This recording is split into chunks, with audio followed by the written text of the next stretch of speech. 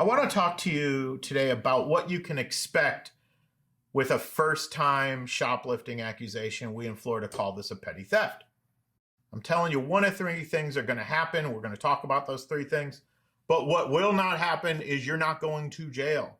I don't want you to worry about jail. You're a first offender. Doesn't enter the equation. You won't hear us talking about it again.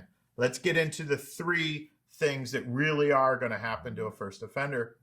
I want to start on a positive note, and that is first offenses like this often get dropped, and we have to work to get those dropped, but shoplifting is a mistake, especially with these self-checkout lanes. We're not all perfect cashiers. I'm not, you're not. And we attorneys can get these things dropped by challenging that evidence or sometimes a lack of evidence. Anyway, let's say that you want dismissal, but you're guilty of sin, which I would say the vast majority of people are probably pretty guilty of this, and that's okay too. That's kind of what we do for a living. If the evidence is bad for you, well, we're still getting this thing dropped. That is no problem. And the way we do this, the way we set the guilty free, it's called a diversion program. It is a glorious thing. You do a few things, you get it dropped. I've got lots of videos on that. So check out those other videos I have if you're interested in diversion.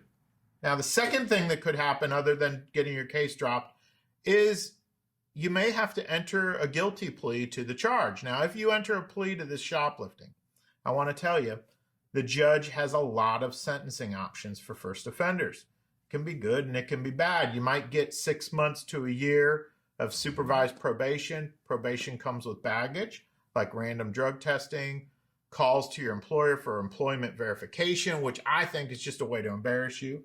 Sometimes it's just a way to get people fired, so I don't like it, but it's part of the probation.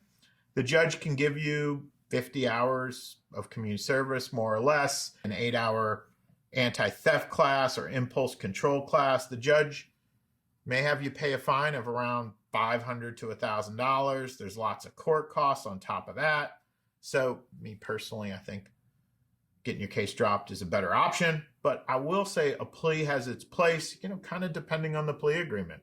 So the third thing that can happen, and this is rare, but I got to mention it because I'm an attorney and I don't want to miss anything. Third thing that can happen is you could take your case to a jury trial. And this is that thing that you've seen on TV. If you've ever watched Dateline, at the end of every episode, we defense attorneys try to convince a jury that the prosecutors haven't brought enough evidence to back up their mere accusations. And first offenders, I will say, they rarely go to trial on this sort of thing, but I've done it. It happens. It's okay. If you need to, we'll do it. And there you have it. Those are the three things that happen in every petty theft case. So if your shoplifting happens to be in Central Florida, my neck of the woods, and I'm talking about Orange County, Seminole County, Osceola, Brevard, Lake, Volusia, Polk County, I hope that you'll give our office a call. Let's see if we can help you out. Thanks for watching and take care.